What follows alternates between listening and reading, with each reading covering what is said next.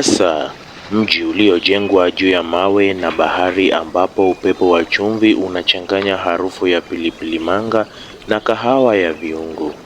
Ni hapa kwenye njia nyembamba za Old Town, kati ya milango ya mbao iliyochongwa kwa ustadi, ndipo hadithi za karne nyingi zinaishi. Leo tunachunguza upande mwingine wa hadithi hii, jinsi utalii, ingawa umeleta fursa na matumaini, pia umebadilisha maisha, utamaduni na mazingira ya wenyeji. Karibu katika makala maalum, utalii dhidi ya maisha ya wenyeji, uso mpya wa Mombasa. Mimi ni Boniface Ogada, tukutane kwenye safari hii.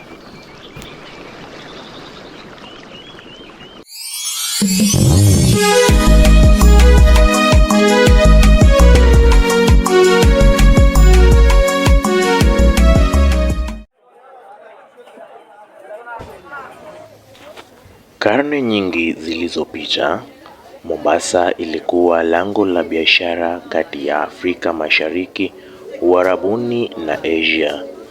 Old Town ilikuwa moyo wa mabadilishano ya kiutamaduni na kiuchumi. Nyakati hizo maisha yalikuwa ya ukarimu, utulivu na mshikamano wa kijamii. Wageni walikuja kuonja vyakula vya kienyeji, kutazama usanifu wa maajabu, lakini wakiheshimu utambulisho wa wenyeji. Leo hii, huku idadi ya hoteli, maduka ya vinyago na vivutio vya utalii vikiongezeka, tunajiuliza, ni nani ananufaika zaidi? Na ni je, maisha ya wenyeji yanaboreka au yanayeyuka polepole kama mchanga baharini?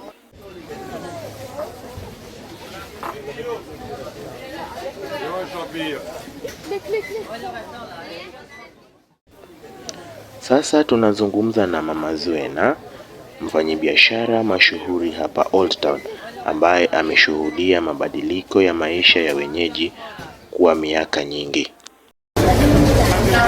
Kweli ndugu yangu, zamani Old Town ilikuwa tulivu, majirani walikuwa wanakujua kwa majina na biashara ilikuwa kwa wenyeji sana sana.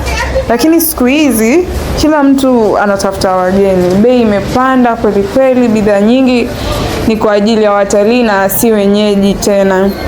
Kwangu kama mfanyabiashara imekuwa lazima kubadilika.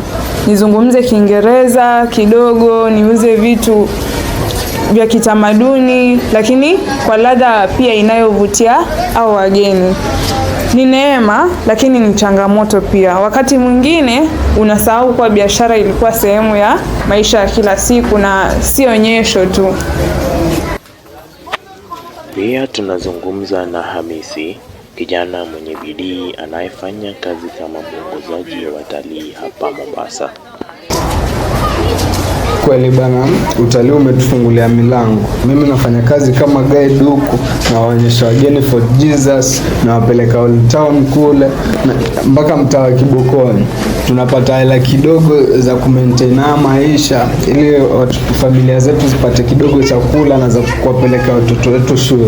Lakini pia kuna jambo la kukera ambalo wageni wengine hawaheshimu desturi zetu, wanaingia maeneo matakatifu ambayo ni msikitini bila idhini, wanapiga picha na wanaingia pia na chiwao wale mbwa wao wa kizungu.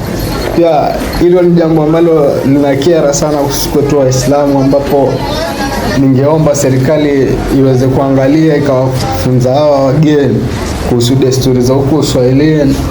Asante.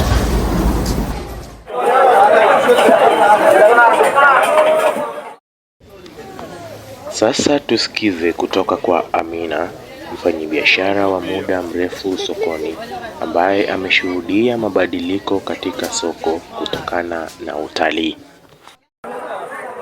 Utalii umenisaidia sana. Nilifungua kibanda kidogo cha kuuza vikapu, vitenge na shanga.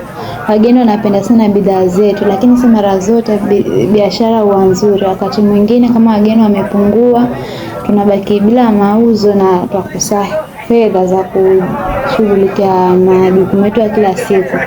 Pia wageni wengine wanataka wauziwe bidhaa kwa bei za kutupa bila kufikiria kazi yenyewe twapitia. Pia sisi changamoto zetu tunahitaji kusaidiwa tu kupata masoko nje ya Mombasa ili biashara zetu zipate kupanuka.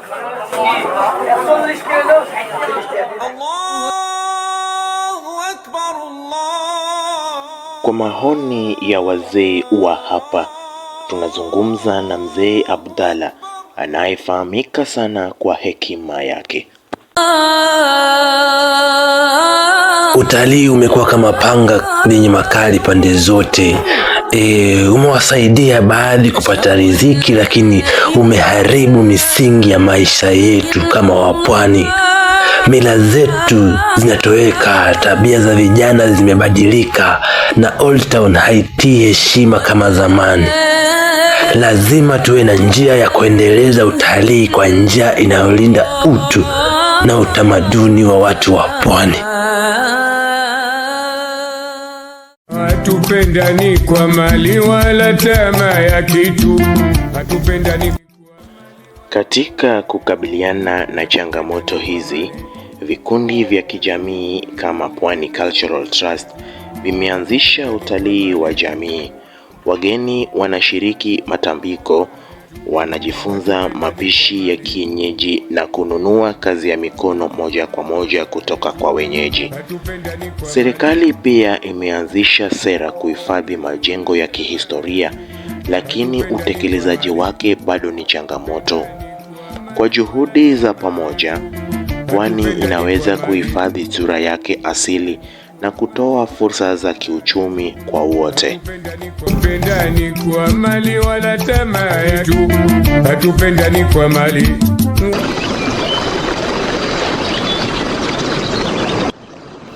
Mombasa, mji wa upepo na bahari, mji wa historia na matumaini. Maendeleo ni muhimu, lakini sio kwa gharama ya kuangamiza moyo wa watu wake.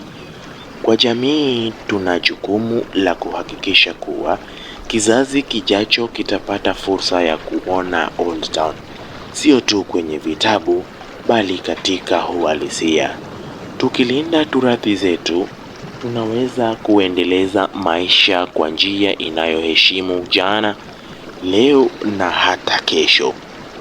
Mimi ni Boniface Ogada, nikikutakia kila laheri hadi safari ingine ya kugundua moyo wa pwani.